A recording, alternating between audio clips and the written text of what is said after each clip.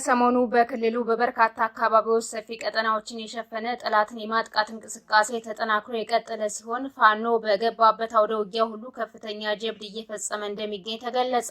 በሶስተኛ ኮር ስር በሚገኝ አንድ ሬጅመንት ውስጥ በተቀሰቀሰ የብሔር ግጭት በርካታ ያገዛዙ የሰራዊት አባላት ሕይወታቸው ማለፉ ተሰምቷል። በጄኔራል መሐመድ ተሰማ በሚመራው ምስራቅ እዝ 305ኛ ኮር ስር በሚገኝ አንድ ሬጅመንት ውስጥ በተቀሰቀሰ የብሔር ግጭት በርካታ የሰራዊቱ አባላት እርስ በርሳቸው ተተኳኩሰው መገዳደላቸውን መረብ ሚዲያ ዘግቧል። አድማጭ ተመልካቾቻችን በዝርዝር እንመለከተዋለን። የጋምቤላ ወጣቶች በደቡብ ሱዳን አማጽያን እየታፈኑ መሆኑ ተሰምቷል። በጋምቤላ የሱዳን አማጽያን ከአገዛዙ ኃይል ጋር በመሆን የጋምቤላ ወጣቶችን በገፍ እየመለመሉ መሆኑ ታውቋል። የዋስ መብቱ የተረጋገጠለት አቶ ኃይሌ ከበደ በአቃቤ ሕግ ትዕዛዝ በፖሊስ መታፈኑ ተሰምቷል። አድማጭ ተመልካቾቻችን እነዚህንና ሌሎች ተጨማሪ መረጃዎችን ይዘናል።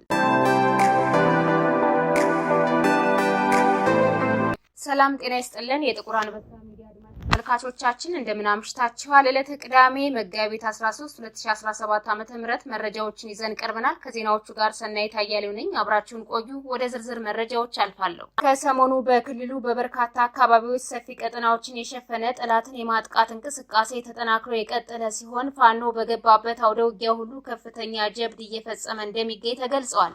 የአማራ ፋኖ ህዝባዊ ድርጅት ጎንደር ጠቅላይ ግዛት እዝ ጭና ክፍለ ጦር ራስ ደጀን ብርጌድ ፋኖች የወገራ ወረዳን ዋና አስተዳዳሪ ከነ አጃቢዎቹ እርምጃ ወስደውበታል። የአማራ ፋኖ ህዝባዊ ድርጅት ጎንደር ጠቅላይ ግዛት እዝ ወገራ ወረዳ 44 አምባ እየተባለ በሚጠራው አካባቢ ከፍተኛ ተጋድሎ በማድረግ በአብይ አህመድ ዙፋን ጠባቂ ኃይሎች ላይ ከፍተኛ ኪሳራ አድርሰዋል።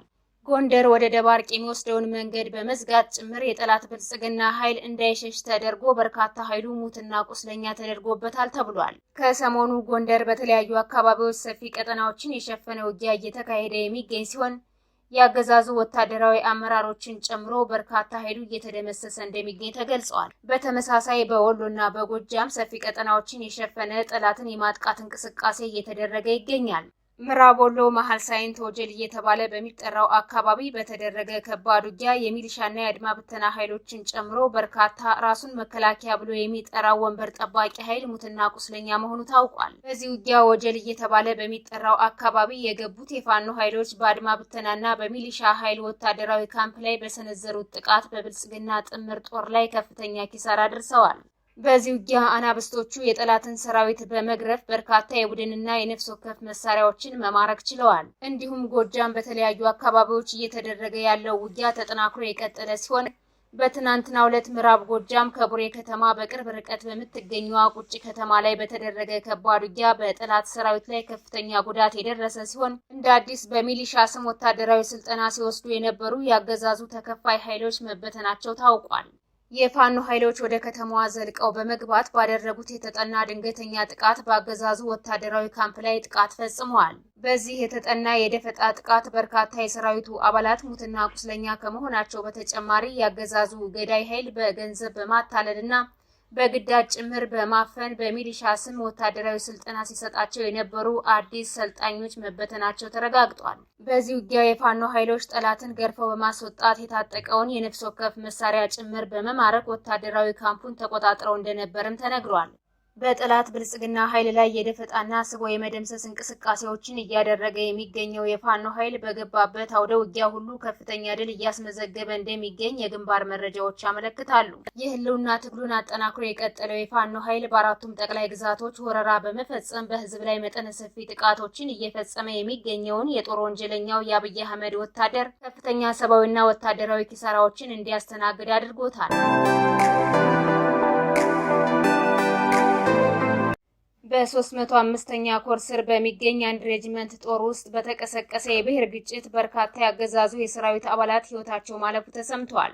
በኔትራል ጄኔራል መሐመድ ተሰማ በሚመራው ምስራቅ 305ኛ ኮር ስር በሚገኝ አንድ ሬጅመንት ውስጥ በተቀሰቀሰ የብሔር ግጭት በርካታ የሰራዊቱ አባላት እርስ በርሳቸው ተተኳኩሰው መገዳደላቸውን መረብ ሚዲያ ዘግቧል። ግጭቱ የተነሳው በአትሜስ ስር በሶማሊያ ሰላም ማስከበር ተልዕኮ ላይ ከሚገኙ ሬጅመንቶች መካከል በአንደኛው ሲሆን በዚህም በርካታ የሰራዊቱ አባላት ሕይወታቸው ሲያልፍ በርካቶች ደግሞ መቁሰላቸው ታውቋል። የግጭቱ መነሻ የሬጅመንቱ አመራሮች ሰራዊቱን ሰብስበው በአማራ ክልል ስላለው ወቅታዊ ሁኔታ ገለጻ እያደረጉ በነበረበት ወቅት የአማራ ሕዝብን የሚያንቋሽሽ ጸያፍ ቃላቶችን በመጠቀማቸው በዚህም የአማራ ተወላጅ የሆኑ የሰራዊቱ አባላት ለምን ሕዝባችንን ትሳደባላችሁ የሚል ጥያቄ ስላነሱ በመረሸናቸው ምክንያት የእርስ በርስ የተኩስ ልውውጥ ተደርጎ በርካቶች ተገለዋል ተብሏል።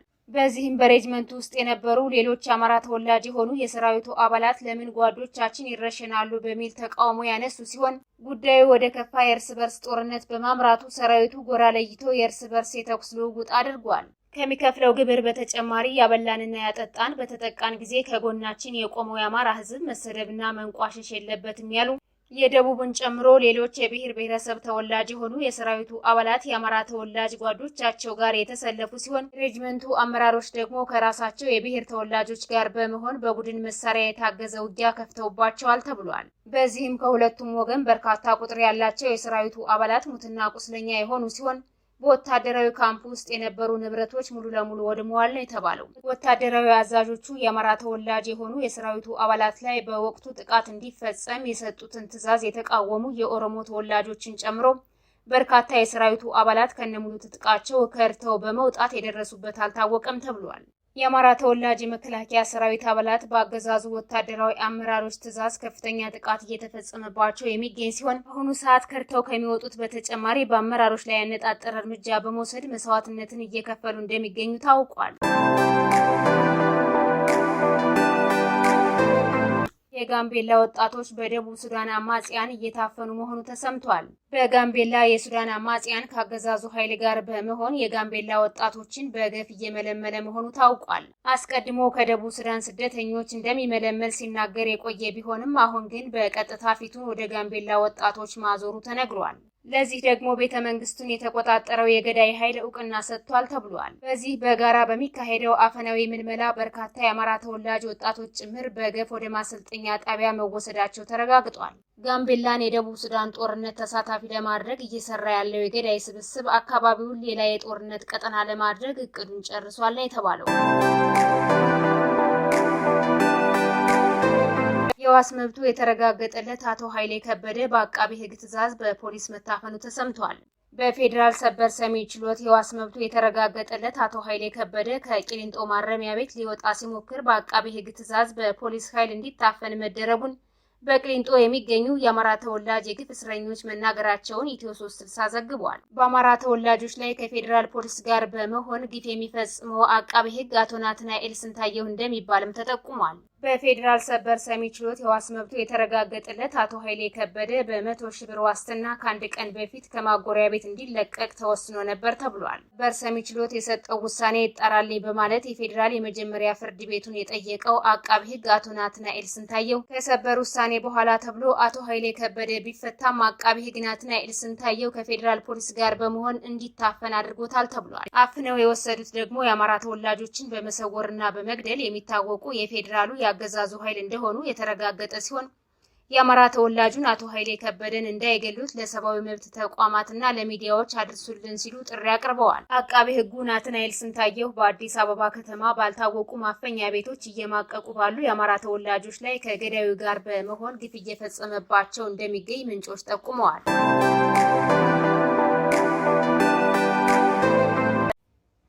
ወደ ሌሎች መረጃዎች ስናልፍ የኤርትራ ማስታወቂያ ሚኒስትር የማነ ገብረ መስቀል በባህር በር ጥያቄ ዙሪያ በድጋሜ በማህበራዊ ትስስር ገጻቸው ሌላ አስተያየት ሰጥተዋል። አንዲት ወደብ አልባ ሀገር የህልውና አደጋ ተደቀነባት የሚባለው የባህር ዳርቻ ያላቸው ሁሉም ጎረቤት ሀገራት የተራዘመና የተቀናጀ የባህር ከበባ ሲፈጽሙባት እንደሆነ የማነ ገልጿል። ይህ ባልሆነበት ሁኔታ ነገሮችን እያጋነኑ ማቅረብ ዓላማው አደገኛና ለሁለትዮሽና ቀጠናዊ ትብብር ጠንቅ የሆነ አካሄድ እንደሆነም አስምረውበታል።